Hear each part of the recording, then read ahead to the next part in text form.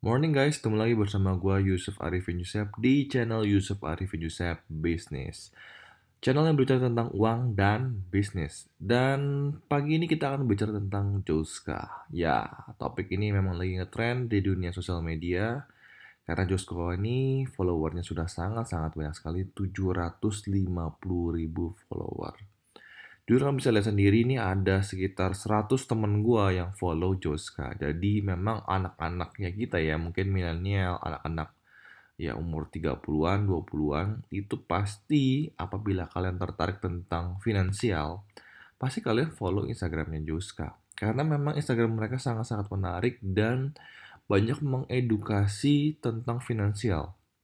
Tidak bisa dipungkiri, bahkan setelah mereka bikin pengumuman bagaimana cara penyelesaian hasil keputusan meeting antara Joska dan Satgas Waspada Investasi, kalian bisa lihat komen-komen yang di Joska. Memang tentu ada komen-komen yang pedas gitu ya. Cuman banyak juga komen yang paling tidak mengucapkan terima kasih walaupun memang ada kasus yang mungkin kita tidak ingin lihat bersama gitu. Cuman banyak sekali yang komennya positif.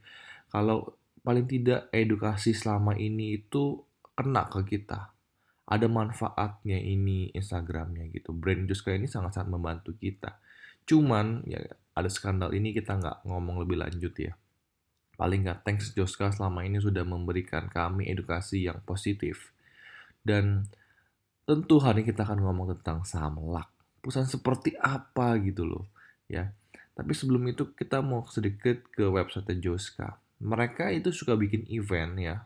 Eh, yang bisa lihat tentang stock, bagaimana unlock the potential to get explosive growth, ya. Guide to banking financial ratio. Jadi mereka mengedukasi juga tentang stok gitu ya. Gua nggak tahu di Instagramnya ada nggak tentang stok ya. Jadi sebenarnya mereka itu gue yakin lah background finansial yang Mas Akar dan tim Joska yang ada itu pasti sebenarnya bisa memilih lah saham-saham yang bagus, saham-saham yang fundamentalnya bagus, yang laporan keuangannya benar dan bagus. Karena di Bursa Efek Indonesia ada 600 lebih emiten dan yang sebenarnya bagus ya tidak terlalu banyak ya, tapi bisa dipilih lah. Paling gampang pilih aja LQ45, bener ya, paling gampang kita pilih aja LQ45. Dan kita lihat ke LAK terlebih dahulu ya. LAK. Oke, ini harga per kemarin 24 Juli 2020 itu di 322, dinaikin nih terakhir ya. Naik kemarin IHSG lagi turun kok. Ya, lagi turun, dia bisa naik 9,52%. Hebat nih. Kenapa? Gue coba tunjukin sekilas deh. Ya. Ini watchlist gue. Ya, ini sahamnya kebanyakan pada merah semua gitu. BCA, BNI, semua LQ45 aja kebanyakan ya. Itu merah gitu loh. Pada merah. Dia sendiri luck bisa plus. Ini agak sedikit aneh sih karena tidak ada hubungannya luck dengan mungkin bahkan berita-berita terkait. Ya, kalau misalkan MDKA misalkan ya, penghuni baru LQ45. Ini harga emas lagi naik. Oke, make sense MDKA lagi naik gitu loh. Ya. Tapi hubungannya apa luck kok bisa naik gitu ya. Dan naiknya banyak lagi 9%. MDKA aja yang naiknya cuma 0,29%. Itu gold itu baru naik ke 1900, tertinggi semenjak tahun 2011, baru naik 0,29 ya. Luck tadi naiknya 9,52%, luar biasa ya. Jadi kalau orang-orang ngomong saham gorengan ini nggak heran gitu loh kalau kita ngeliat basic dengan harga doang ya. Oke. Tertinggi pernah sekitar 2000-an ya, turun drastis ya ke sekarang 322.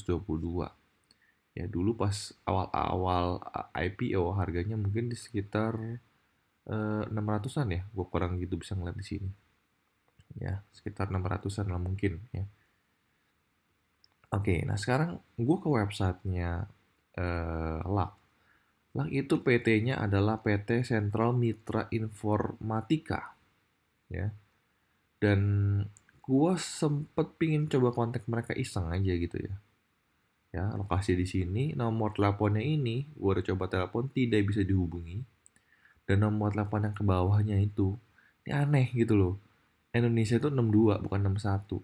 Kenapa taruhnya 61 di webnya mereka sendiri gitu ya. Di web mereka sendiri. Nah, kalau kalian ya paling bagus lihatnya di Stockbit aja nih. Di Stockbit ada nomor telepon mereka kok. Gua nggak tahu, gua nggak coba kontaknya di sini. Gue cuma coba kontak yang di website mereka. Kita pengen lihat produk mereka apa aja gitu, ya. Mereka mungkin boleh pajang lah ya tentang pelanggan mereka siapa siapa siapa, ya. Perusahaan-perusahaan besar 3M, BSD, ULB, PwC, ya, Mercy gitu. Ciputra, perusahaan yang besar kok, ya. Berikutnya tentang partner mereka siapa siapa siapa siapa. Oke, itu ya bisa berhubungan sekali. Hal yang gak susah menurut gue lah, ya. Tapi tentang produk mereka, gue pengen tahu mereka tuh jualan apa sih sebenarnya laki ini gitu ya. Tapi yang gue kaget ya, ini semua cuman pajangan doang. Kenapa? Oke, smartphone and tablet. Gue pengen tahu mereka jual brand smartphone apa sih? Cuman foto doang, nggak bisa dibuka gitu loh. Ya, nggak bisa kebuka.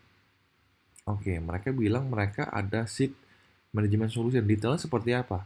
Nggak kebuka gitu loh. Ini perusahaan TBK, perusahaan terbuka gitu. Masa nggak ada penjelasannya? Printer and multifunction printer, oke. Nah, nggak ada juga jual printer merek HP kayak merek Canon kayak gitu. Kasih keterangan sedikit, ini nggak ada gitu. Office software, nggak ada juga. Jadi semua yang di sini produk yang kalian coba klik di website mereka itu nggak ada. Jadi informasi yang kita dapat dari website mereka itu sangat-sangat tidak detail gitu loh, ya. Jadi ya kalau orang mencurigai ini ya tidak heran gitu ya. Oke, BTW, gue pribadi tidak kenal dengan para pendiri dari PT Sentral Mitra Informatika ini. Jadi tidak bukan bukan bagian gua ya untuk menganalisa mereka gitu ya. Mereka ini bersaudara ya, kita bisa lihat nih Caroline Himawati Hidayat, Josephine Handayani Hidayat, Christine Herawati. Mereka ini bersaudara, tiga bersaudara. Mereka punya saham besar di sini, memang jarang sekali. Biasanya itu saham itu didiri, biasanya shareholder terbesar itu adalah PT apa. Nah, mungkin CEO-nya atau foundernya itu punya saham di PT tersebut, tapi dia terang-terangan mencantumkan nama mereka, ya. Apalagi banyak seperti ini, ya, jarang sekali, ya. Saya ambil contoh deh, Sumarekon. Ya, Sumarekon ini adalah emiten yang baru masuk LQ45, ya. BTW gue pernah kerja di Sumarekon dulu, jadi gue sangat demen dengan Sumarekon ya. Akhirnya mereka bisa masuk LQ45, sangat-sangat senang banget. Gue jadi bangga gitu karena gue mungkin salah satu bagian dari Sumarekon dulu. Oke, kita lihat profilnya. Nah, itu bisa lihat ya di PT Sumarekon Agung ini mereka punya 33,78%. Dan pemiliknya Pak Sucipto Nagaria, nah, saya tahu betul nih, saya pernah ketemu ya dengan juga eh, Pak Herman anaknya, ya. Itu kalian nggak bisa ngeliat di sini nih, nggak ada saham mereka terbuka begitu, nggak ada. Tapi saya percaya sekali Pak Herman, ya, Pak Sucipto itu ada saham besar di PT Sumarekon Agung, tentu di dalam PT ini ya, bukan terbuka seperti ini, ya. Ada nggak yang terbuka seperti ini? Ada, ya. Saya ambil contoh dulu ya, melenceng sedikit nggak apa-apa ya. Mayora, ya, ini Mayora dengan Sumarekon sementara mereka adalah teman baik ya. Kenapa mereka bikin proyek bareng-bareng ya. Pak Yogi dengan Pak Sucipto itu teman baik mereka. Kalian bisa lihat Pak Yogi punya saham 25,22% di Mayor. Dan saya percaya juga di dalam 26% sahamnya Mayora di PT Mayora Dana Utama juga ada saham Pak Yogi juga. Ya, tentu ada saham anak-anaknya juga pasti di dalamnya. Saya yakin sekali. Ya. Nah, cuman itu tidak terbuka. Tapi yang benar-benar buka-bukaan seperti laki ini ya, tiga begini dan mereka tidak ada PT-nya ya, itu sangat jarang sekali gitu. Ya, cuman saya nggak tahu kenapa. Ya, karena punya kebijakan masing-masing. Mungkin mereka di saat membuat PT ini gitu. Jadi saya agak sulit menganalisa produk-produk mereka itu seperti apa. Keterbukaan informasi yang kita dapat agak sedikit sulit. Nah, kita mau lihat sedikit laporan keuangannya. Ya memang karena mereka perusahaan yang cukup baru ya, cukup baru IPO, jadi data yang kita dapat juga tidak terlalu banyak. Ini mereka di 2017 14 miliar, 2018 4 miliar, di 2019 10 miliar. Ya memang kalau lihat dari angka tidak terlalu besar ya. Cuman ya mungkin perusahaannya berbeda-beda, setiap perusahaan kan punya skala yang berbeda-beda ya. Nah, di sini lihatnya lebih enak nih per quarter. 2018 900 jutaan ya, sempat minus juga. Ya, jadi ini kalau kita ngeliat angka cukup apa ya? Cukup naik turun ya, dengan skala tidak terlalu besar tentunya. Tapi kalau kita ngeliat nih 2018 kuartal pertama sebenarnya dari 988 juta ada naik nih ke 3 miliar, ke 4 miliar gitu ya. Di 2018 kuartal kedua ada keturunan gitu. Jadi ya tidak terlalu menarik untuk laporan keuangannya kalau lihat sekilas saja ya. Oke, perusahaannya bagi dividen nggak ya? Mereka ini kalau saya lihat di 2019 ya tidak terlalu kelihatan ya, dividen ada 5 tanggal 18 Mei, cuman payout ratio-nya berapa, dividen yield-nya berapa ini nggak kelihatan ya. Hitung sendiri lah, mungkinnya 5 dibagi berapa gitu ya, mungkin bisa hitung sendiri. Market cap-nya di 230 miliar. Oke. PBV-nya ya, ini di harga 322, PBV-nya itu di 1,67. Cukup tinggi loh, cukup tinggi ya. Ya, pair-nya waduh, mau yang manapun ya, trailing 12 month atau analyze ini juga di atas 10 ya, tinggi banget. Oke, habis itu kita lihat ini deh. Utangnya tidak ada, masih bagus. Ya, total aset 175 miliar. Cash-nya ada 18 miliar ya. Dengan pandemi segini 18 miliar itu quite good sebenarnya. Kita coba ROE dan ROA-nya mana ya? ROE nah 4,8%, ROA 6,1% ya. Cukup rendah, cukup rendah. Nah, so pertanyaannya adalah kita cuma bisa melihat garis luarnya saja dengan laporan keuangan yang mungkin skalanya tidak terlalu besar dibanding dengan perusahaan-perusahaan yang lainnya ya, cuman ya kita nggak bisa mengejudge ini perusahaan gue maunya invest di perusahaan besar doang, nggak juga gitu loh, banyak perusahaan kecil yang mungkin menarik juga kok ya. Cuman kenapa sih eh, Joska ini tidak merekomendasikan saham yang lebih menarik dibanding LAK ini ya? Saya mau contoh deh ya, kalau ngambil Mayora, kebetulan ada Mayora aja di sini ya. Duh, salah buka.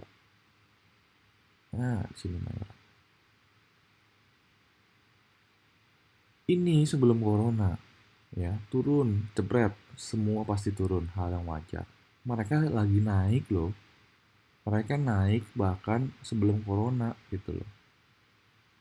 Mereka naik sebelum corona. Ini perusahaan bagus, pasti naik. Ya.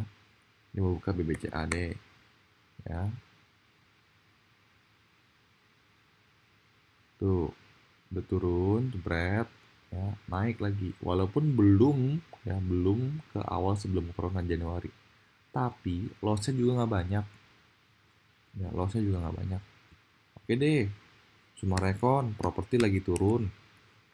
Ya, mall lagi sepi, jujur pasti. Mall sepi nggak sepi. Ya, saya baru ke Lipo Mall Puri ya, bukan ke Sumarekon sih. Nggak ke Mall Kelapa Gading sih. Memang lagi sepi. Turun nggak? Turun. Naik nggak? Memang naiknya juga sebelum sampai se-Januari. Cuman saya percaya betul ya, walaupun saya udah ex karyawan Sumarekon, saya percaya betul setahun 2 tahun ke depan Summarecon pasti bakal naik nih ke 1.000. Saya berani jamin. Ya karena ya saya kenal betul lah dengan jajaran direksinya Summarecon. Ini bukan perusahaan yang mau main-mainin uang kita gitu. Bukan mainin uang investor. Mereka bertanggung jawab sekali. Ya cuman karena properti lusuh kan bukan salah mereka. Mereka pasti juga nggak mau gitu. Ya. Nah, coba kita luck ya. Luck ya kita buka 1 tahun terakhir ya Januari ya kalau lihat Januari doang sebenarnya ya oke gitu, cuman kalau belinya sebelum Januari dari 2.000 terjun bebas bos ya. Summarecon turun nggak? Turun ya, tapi saya percaya apabila Anda beli saham Summarecon walaupun turun Anda masih merasa tenang karena ada potensi naik ke 1.000. Perusahaan yang jelas, bangunan yang jelas, mall yang jelas gitu ya, kelihatan gitu loh. Laki ini produknya apa juga kelihatan gitu loh. Jadi itu yang dikhawatirkan mungkin ya. Dan yang saya dengar dari salah satu customer dari Joska adalah mereka itu tradingnya itu bukan mereka yang lakukan, tapi dilakukan oleh orang lain gitu loh. Saya rasa kalau mereka boleh memilih, mungkin mereka tidak memilih luck lah. Ya, di mana yang saya sangat anjurkan adalah kalau kita karena keputusan kita sendiri, kita beli saham tersebut, kita loss, ya itu adalah resiko dari kita sendiri karena kita yang mengambil keputusan. Makanya jangan dengerin kata saya atau jangan dengerin kata-kata orang-orang yang di Telegram gitu. Kenapa? Karena nggak ada pasti yang 100% benar gitu loh. Balik lagi, kita-kita ini hanya memberikan pandangan kita sendiri dan analisanya itu, keputusannya itu, kalian sendiri itu yang harus make decision. Jadi jangan sampai nanti, wah, contoh gue bilang, Summarecon katanya lu setahun 2 tahun naik bos. Udah tahun 2022, ternyata nggak naik masih di 600-an. Salahnya salahin gua. Ya, baik lagi kan. Mendingan keputusan lu yang bikin. Jadi kalau rugi, salah lu sendiri. Untung karena lu sendiri. Karena analisa lu berhasil. Jangan karena saya, atau jangan karena kata-kata orang-orang di YouTube atau di Telegram gitu. Ya. So, sangat hati-hatilah berinvestasi di pasar modal saham. Ya. Kenapa? Karena resikonya pasti lebih tinggi daripada Anda di deposito atau Anda di reksadana atau di obligasi gitu. Tapi ya kalau Anda paling tidak pilih saham yang benar, ya saya rasa Anda bisa untung di atas dari deposito daripada bunga deposito. Saya berani jamin kok. Ya, ya. Kalau Anda lihat BCA ya, loss juga Anda mendapatkan dividen kok. Ya. Mayora, kalau Anda pilih Mayora, ya naik lagi tuh. Ya, naik lagi. Kalau Anda beli Sido Muncul, perusahaan yang nggak punya utang juga tuh ya. Cashnya juga banyak. Rebound. Udah balik ke awal. Jadi saya akan bikin video terpisah. Banyak banget saham LQ45 itu yang kita ngomong sebelum corona sampai sekarang Juli 2020 itu banyak yang udah rebound. Jadi tenang aja. Krisis pasti ada, cuman kalau saham bagus pasti dia akan rebound. Ya, Anda nggak usah khawatir. Oke, mudah-mudahan tentang luck ya bisa memberikan kalian sedikit insight. Dan apabila bermanfaat, silahkan kirim video ini share ke teman-teman kalian. Dan jangan lupa support saya dengan tekan tombol subscribe dan lonceng ini tekan agar apabila saya keluar video baru kalian bisa langsung ternotifikasi.